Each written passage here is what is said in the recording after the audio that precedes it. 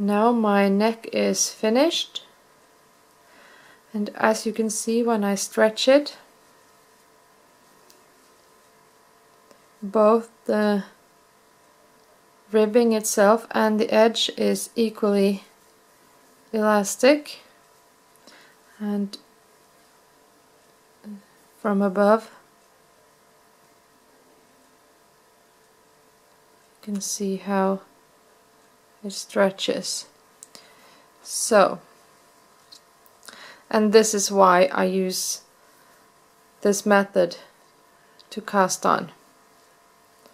So you knit this as long as you want.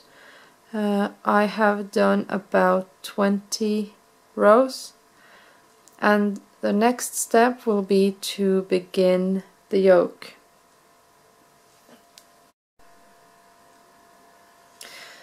And now I am ready to knit the yoke, and the first thing I am going to do is to change to a needle size 1/2 millimeter thicker.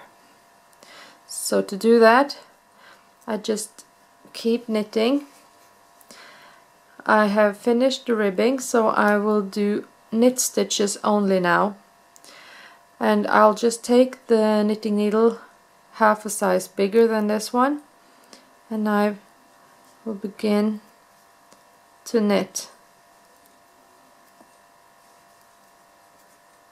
And I will just continue throughout the row until I have all my stitches on my new knitting needle,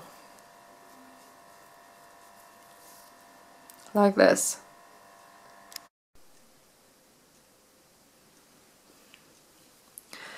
When the first row of the yoke is finished and all the stitches are knitted onto the bigger needle, it's time for the first row of increases. So if you only have a number of stitches that should be increased in the first row here, you just check how many stitches you already have and you divide it by the number of increases you need, and then you will get about how many stitches you need to knit between each increase. So the way I do it is that I knit the stitches I need first, and then to make an increase I pick up the yarn between 2 stitches, I place it onto my left needle like this, then I take my right knitting needle and I go through the yarn the opposite way and make my needles change places like this, and then I knit like a regular stitch, and then you can see it's hardly visible where I have made my increase. So again, I pick up the yarn between 2 stitches, place it onto my left needle like this, bring my right needle through the opposite way, change places, and the reason why I do this is to twist the stitch before I knit it. If I don't, you will see that now if I skip that operation and I just knit, and you can see I have created a hole in my knitwork. So that is the reason why I twist my stitch like this. So I will continue throughout the row, and when I get to the beginning here, I will check my number of stitches to make sure I follow my pattern, and move to the next step after that.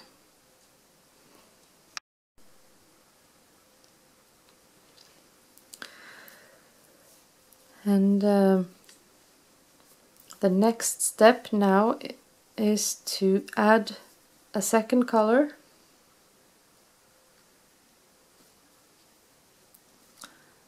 And when I do, I just take the yarn end and I bring it through the knitwork and I wrap it around my thumb, and that's to be able to put some tension on the yarn without just pulling it through. And when I knit with two colors, I always keep the main color or the bottom color over my index finger like this, and the pattern color over both my index and middle finger like this. And when I knit, it's easy really. I knit the way I always do, only I pick up the color yarn I want like this. Now I can let go because it's locked by the stitches here. So now I just keep going according to my pattern. Only thing I make sure is that I always keep the same color. I have chosen my bottom color closest to me and the pattern color here. If you change those, you will notice after a while that your pattern looks uneven, because one color will be a bit more dominant. Now my purple color will be more dominant. If I change, the gray will be. So I will always be consistent and keep the same color in the same place.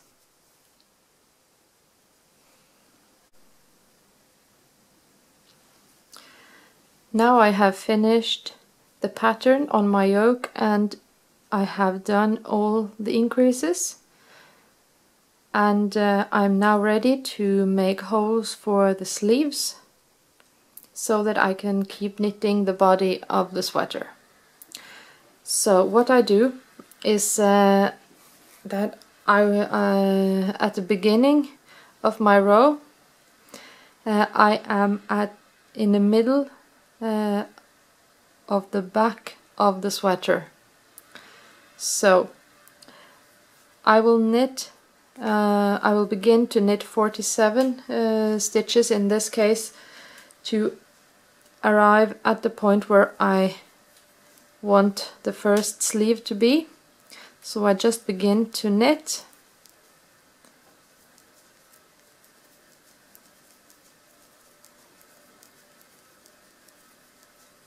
and I keep going until I have 47 stitches.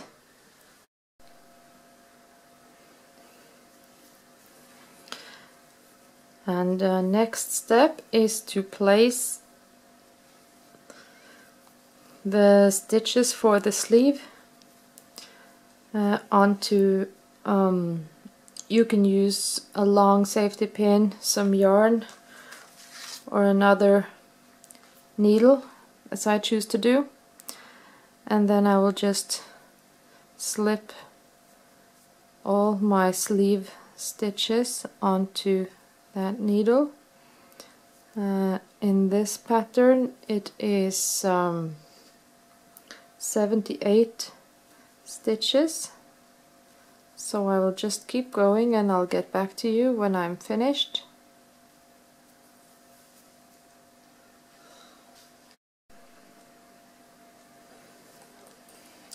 So now I have all my 78 stitches on my extra needle here.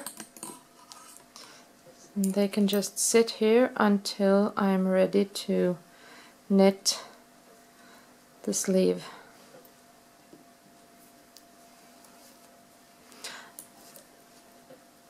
And now to continue, I want to cast on 8 new stitches here. I do it the same way that I did when we began to knit the neck.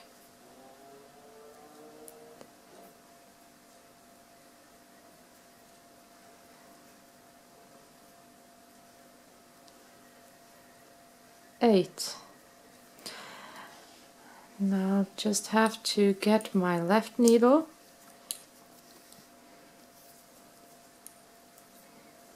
and continue to knit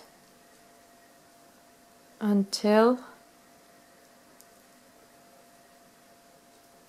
I have reached the location for my other sleeve.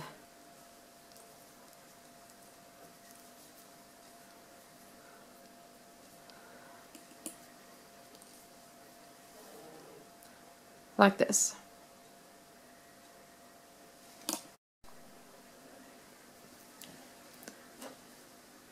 Now I have completed the row where I made holes for the sleeves, and here they are.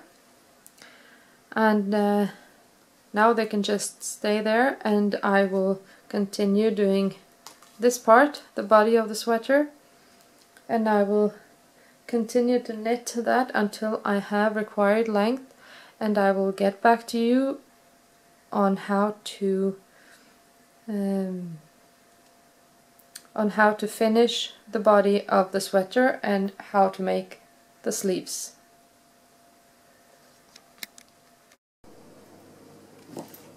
Now I have finished the body of the sweater.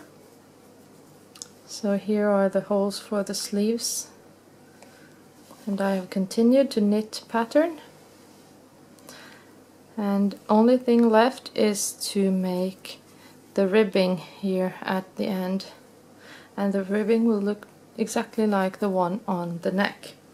So I have to change back again to smaller needles.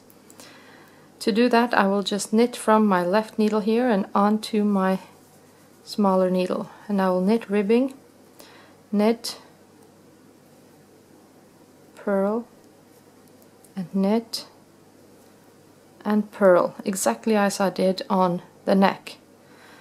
Some of you may have noticed that when I pick up my purl stitch now, I do not do as I explained before. I do not move from up through the stitch from left to right. The reason why I don't is because if you look closely, I will twist the stitch like this. This has to do with the way my stitches sit on my needle after doing knit stitches only. So when I move my needle from the right and towards the left through the stitch, you can see that I open up the stitch instead of twisting it.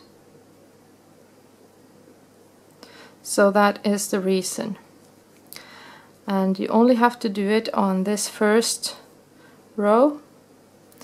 Later, now you will have turned the stitches around so that you can continue in the same manner that you did on the neck. So now I will knit ribbing throughout this row, and for as many rows as I like to get my ribbing in the size that I want. Some of you may want it narrow, others want it wide. This is up to you and how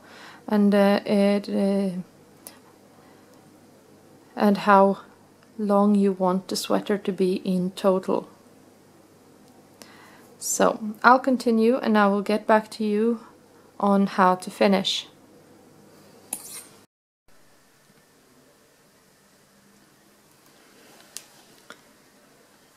Now I have finished my ribbing and I'm ready to cast off. So I want my edge here to be elastic as well as the ribbing, so that the sweater will be easy to put on and off. So there, I am at the beginning of my row. And when I do this elastic cast off, I do like this. I will continue to follow the ribbing. I knit and purl over the knit and purl stitches. So I will knit, yarn over,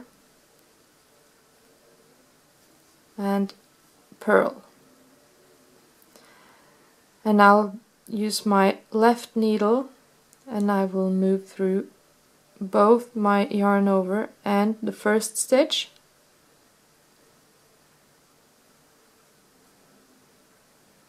and I will pull both over the last stitch like this. Yarn over again, knit,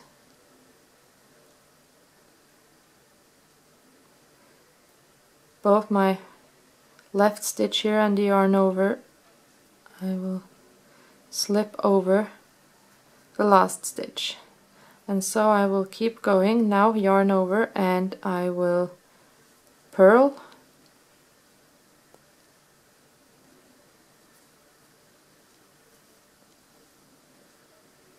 yarn over, knit.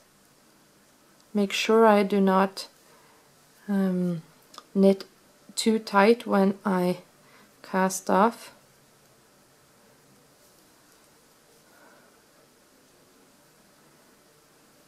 And I'll just keep going like this until I am left with only one stitch on my needle like this.